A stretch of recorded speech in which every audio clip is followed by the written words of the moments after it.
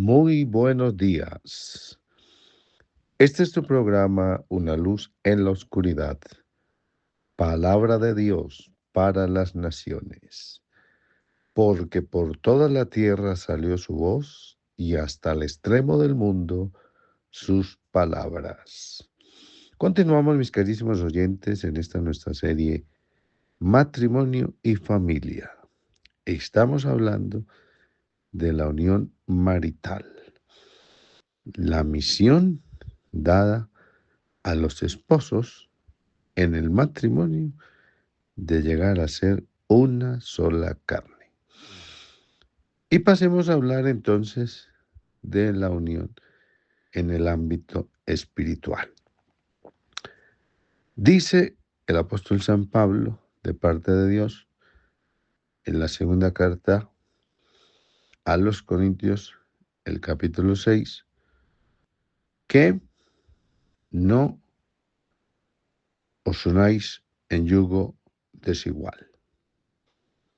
Yugo desigual. Importante eso.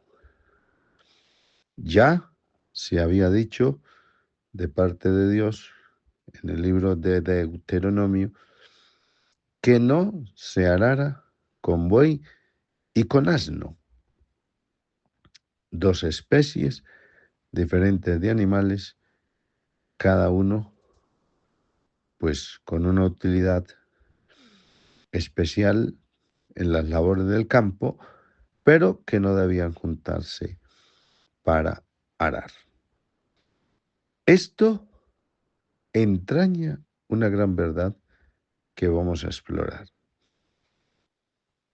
Se necesita que haya unidad en la fe, que haya unidad en el conocimiento del Dios verdadero y único, que a ese único Dios pues se ame, se adore y se sirva.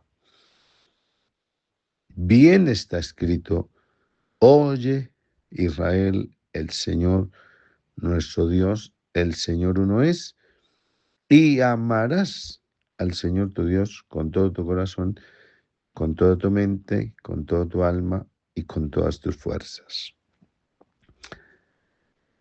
Al Señor tu Dios adorarás y a Él solo servirás. Entonces,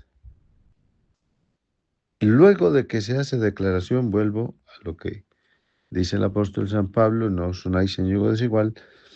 Él plantea una serie de preguntas muy importantes. ¿Qué comunión hay entre el creyente y el incrédulo?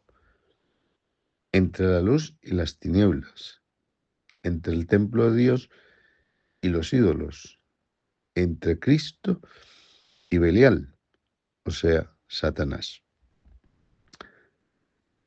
Importante reflexionar sobre eso, porque una unión física, pues se puede dar, una unión en el alma igual, y hay quienes eso consiguen. Pero la unión total, la unión plena, entraña una unión espiritual. Y ahí está entonces lo del yugo desigual. Si uno de los cónyuges ama al Señor porque le conoce y su interés lógico que debe ser servirle, y el otro no, imaginad entonces a qué puede llevar todas estas cosas. Eso genera divisiones también en el ámbito del alma, porque pues cómo se van a unir dos voluntades cuando uno quiere servir a un señor y otro a otro.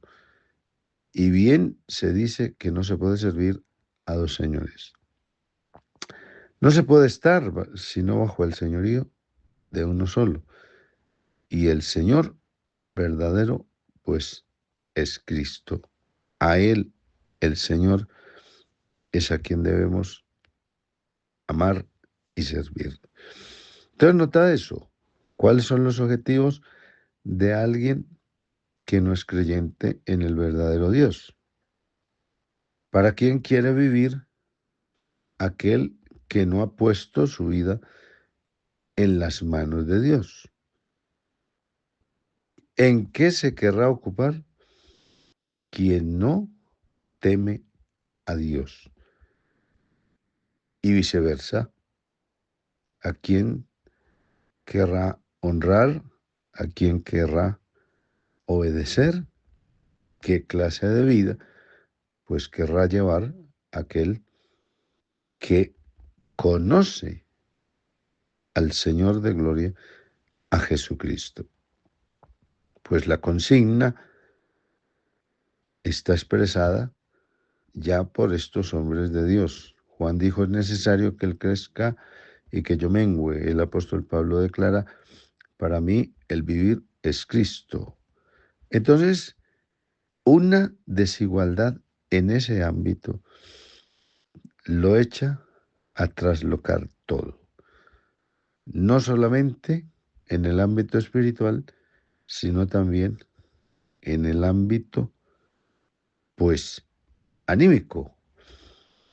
Y estas son cosas no solamente dichas por Dios, ordenadas por Él, sino ilustradas a través de la vida de quienes, por un lado, le creyeron y por otro lado, por quienes no le creyeron. Desde antiguo, el Señor mantuvo este mandamiento en alto. Se aconsejó a los reyes, al pueblo, que no se unieran en yugo desigual con mujeres que no fuesen, pues, hijas de Dios, que no estuviesen en esa comunión armónica con el verdadero Dios, porque esto llevaría al fracaso, porque eso llevaría a la desviación espiritual, a la fornicación espiritual y a apartarse de los caminos del Dios vivo. Y pues lo vemos. Déjeme citar un ejemplo patético. Tenemos a Salomón, de quien se da testimonio que aunque fuera tan sabio y a quien Dios concediera tanto honor y bendición, pues termina en su vejez, imagínese, extraviado, porque las mujeres estas que él escogió de esos pueblos que no eran del pueblo de Israel, pues lo llevaron a la adoración de esos ídolos paganos y traslocaron, imagínese, nada más y nada menos que a este hombre tan trascendente por lo que fuera su vida, gracias a Dios, en la historia. Entonces, importante eso. Lo mismo le pasó a Israel. Uno puede leer las consecuencias de cómo esto había venido a manifestarse cuando lee los libros de Esdras, de Nehemías, por ejemplo, y ve también ese periodo de la monarquía a varios de esos reyes que tuvieron esposas que fueron un desastre y que trajeron una influencia terrible, pues sembrando la apostasía en medio de Israel. Déjeme citar, por ejemplo, a Acab y a Jezabel, esa pareja tan desastrosa en razón de la influencia de esa mujer. Entonces, nota de eso. Eso está probado. Y Dios no ha cambiado. Por eso se ordena de manera específica: no os unáis en yugo desigual con los incrédulos. Claro, si hay dos incrédulos y uno de ellos conoce al Señor, ahí están muy claramente las instrucciones en la Biblia. Pues consideren si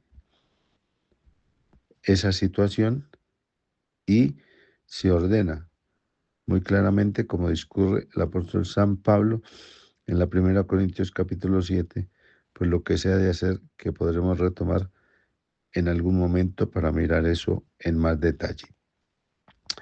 Pero importante es eso.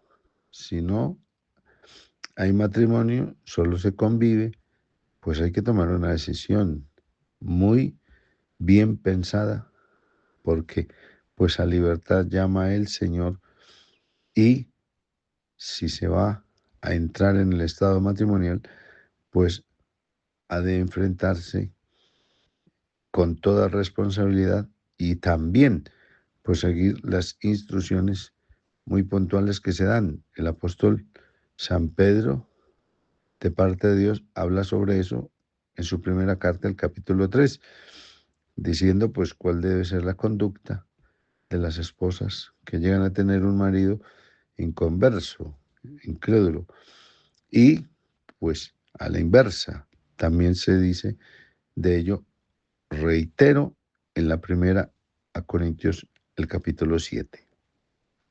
Pero entonces, allí está ilustrado esto tan importante, que muchos que pasan tal mandamiento por alto, pues les toca después enfrentar situaciones tan complicadas por atreverse a creer que ellos pueden pues violar el mandamiento, incurrir en desobediencia del mismo, y que van a salir pues muy bien librados.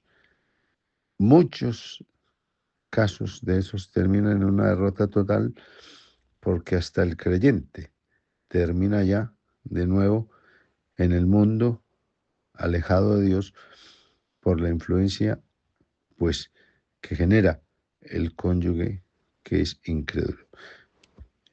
Estudiando esos temas hace muchos años, alguien me daba un ejemplo que se ha quedado en mi corazón. Decía que si el creyente estuviese sobre una mesa y el incrédulo suponerlo abajo de ella, que qué sería más fácil, que el que estaba abajo arrojase de la mesa al que está encima de ella, o que el que está sobre la mesa subiese al que está abajo. Pensad en eso. Y esa respuesta prácticamente que es lógica. Entonces, importantísimo eso. Hay pretextos que se sacan para eso, no que yo me lo voy a ganar para Dios, que es que lo estoy evangelizando y todo esto, pero entonces ya allí hay una ligación sentimental y hay otra serie de cosas, y ya cuando se tiene el corazón dividido, pues sí que va a ser complicado poder guardar el mandamiento de Dios, porque los sentimientos y las emociones pues jalonan para otra dirección contraria a la razón y a la sujeción a la palabra de Dios. Entonces, complicadísimo esa situación, por eso lo mejor está en el hecho de obedecer. No os unáis en yugo desigual con los incrédulos. Hay que creer que Dios bendice, que puede dar a la soltera un esposo y al soltero una esposa, para que en él, conociendo al Dios único, verdadero, pues ambos puedan deleitarse en amar, en adorar y en servir al verdadero Dios, y así, con estas realidades, pues vivir esa unidad desde el Espíritu, en la cual bien puede realizarse la vida en el ámbito del amor marital y cumplir esta grande meta, especial objetivo de llegar a ser uno, como Dios lo manifiesta. Por hoy, mediten esto, que tengan un feliz día. Paz de Cristo.